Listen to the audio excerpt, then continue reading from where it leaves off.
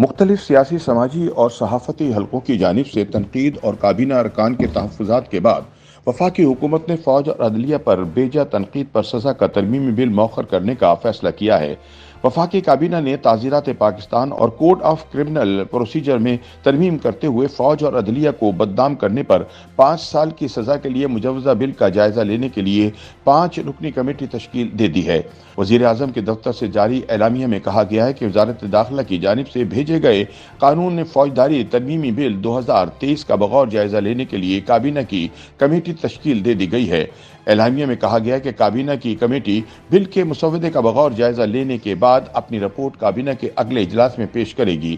وزیر اعظم کے دفتر سے جاری اعلامیہ کے مطابق کابینہ کی کمیٹی میں وفاقی وزیر داخلہ رانا ثناءاللہ، وفاقی وزیر قانون اور انصاف اعظم نذیر تارڑ، وفاقی وزیر اقتصادی امور سردار ایاز صادق اور وفاقی کابینہ میں موجود تمام اتحادی جماعتوں کے نمائندے شامل ہوں گے۔ اطلاعات کے مطابق وفاقی کابینہ کے اجلاس میں مجوزہ بل پر بحث ہوئی، جہاں اراکین کی اکثریت نے اس ترمیم کی مخالفت کی۔ ذرائع کے مطابق پیپلز پارٹی رہنما شیری رحمان، نوید قمر اور ہنا ربانی کھر بھی ان اراکین میں شامل تھے جنہوں نے مجوزہ بل کی شدید مخالفت کی۔ مسلم لیگ نون کی جانب سے وزیر ریلوے خواجہ سعد رفیق نے مجوزہ بل کی بھرپور مخالفت کی۔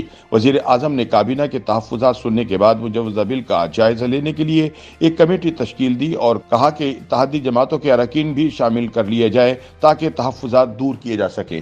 خیال رہے کہ مجوزہ فوجداری قوانین ترمیمی ایکٹ 2023 کے عنوان سے بل میں تعزیرات پاکستان 1860 میں سیکشن 500 کے بعد 501 کی نئی سیکشن کی تجویز دی گئی ہے، جس کو ریاستی اداروں کو جان بوجھ کر بدنام کرنے اور تضحیک کا نشانہ بنانے کا نام دیا گیا ہے۔ بل میں کہا گیا ہے کہ جو کوئی عدلیہ، مسلح افواج یا ان کے کسی بھی رکن کو بدنام کرنے یا تضحیک کا نشانہ بنانے کی نیت سے کوئی بیان دے یا معلومات کسی بھی ذرائع سے پھیلائے تو اس کو قید کی سزا کا مرتکب قرار دیا جائے گا اور اس میں 5 سال تک توسیع یا جرمانے کے ساتھ سزا ہو سکتی ہے۔ جرمانہ 10 لاکھ روپے یا جرمانہ اور قید دونوں سزائیں دی جا سکتی ہیں۔ تعزیرات پاکستان کے شیڈول 2 میں سیکشن 500 کے ساتھ 501 کا اضافہ کر دیا گیا ہے، جس کے تحت مجرم کو وارنٹ کے بغیر گرفتار کیا جائے گا اور الزام ناقابل ضمانت اور ناقابل مصالحت تصور کیا جائے گا اور اس کو صرف سیشن کورٹ میں چیلنج کیا جا سکے گا۔ بل کے مطابق ملک میں ریاست کے مخصوص اداروں کو حال ہی میں بدنام کرنے، تضحیک کا نشانہ بنانے اور بے بنیاد الزامات لگائے جا رہے ہیں۔ ان اداروں میں عدلیہ اور مسلح افواج شامل ہیں۔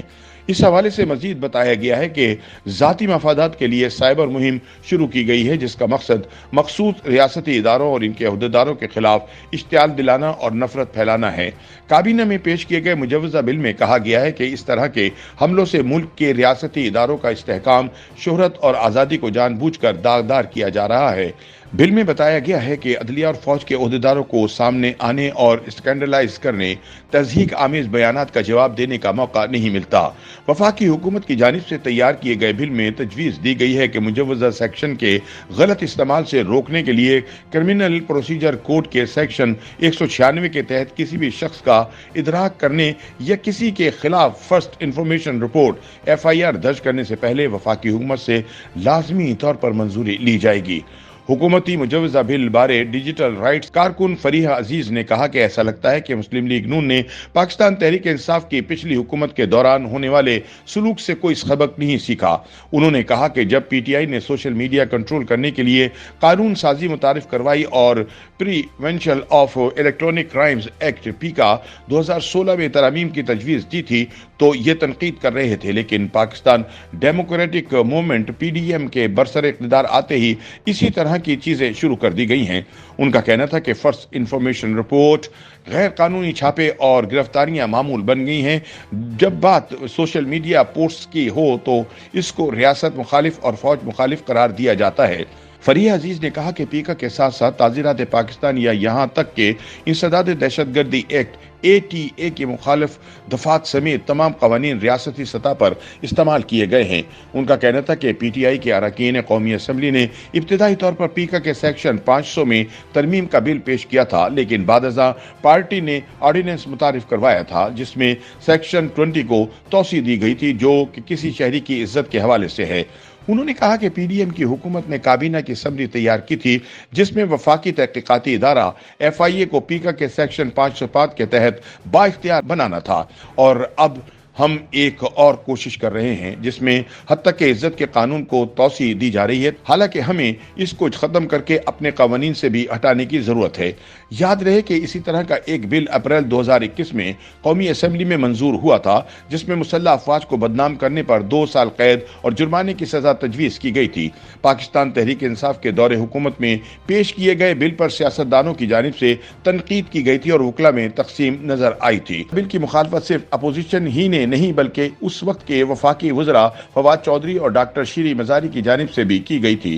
फवाद चौधरी ने कहा था कि ये इंतहाई मज़ाहिका खेज ख्याल है कि तनकीद को नाकाबिल जुर्म बनाया जाए, लोगों पर पाबंदियां आयद करके एहतराम नहीं करवाया जा सकता। उन्होंने कहा कि मैं समझता हूं कि इस तरह के नए कवानीन बनाने के बजाय तौहीन अदालत और इस तरह के कवानीन पर नजरसानी करनी चाहिए। इसी तरह नवंबर 2022 में हुकूमत ने वफाकी तहकीकाती इदारे FIA एक्ट 1974 में तरमीम की थी, जिसके तहत FIA को सोशल मीडिया पर रियासती इदारों के खिलाफ अफवाहें और गलत मालूमात फैलाने पर किसी के खिलाफ भी कार्रवाई का इख्तियार होगा। कानून में तरमीम के हवाले से रिपोर्ट्स सामने आने के बाद वफाकी वजीर दाखिला राना सनाउल्लाह ने कहा था कि अगर बिल इजहार राय के खिलाफ है तो फिर ये मंजूर नहीं होगा और मैं इसकी हिमायत नहीं करूंगा। इसके बाद इस तरह की कोई कानून साजी नहीं की गई। YouTube पर गूगली न्यूज देखने के लिए youtube.com की सर्च बार में गूगली न्यूज TV टाइप करें। गूगली न्यूज के पेज पर सुर्ख रंग के सब्सक्रिप्शन वाले बटन पर क्लिक करना ना भूलिए। YouTube पेज पर अपलोड होने वाली वीडियोस से बाखबर रहने के लिए बेल आइकन पर क्लिक कीजिए। आपको हर नई वीडियो के बारे में नोटिफिकेशन मौसूल हो जाएगा।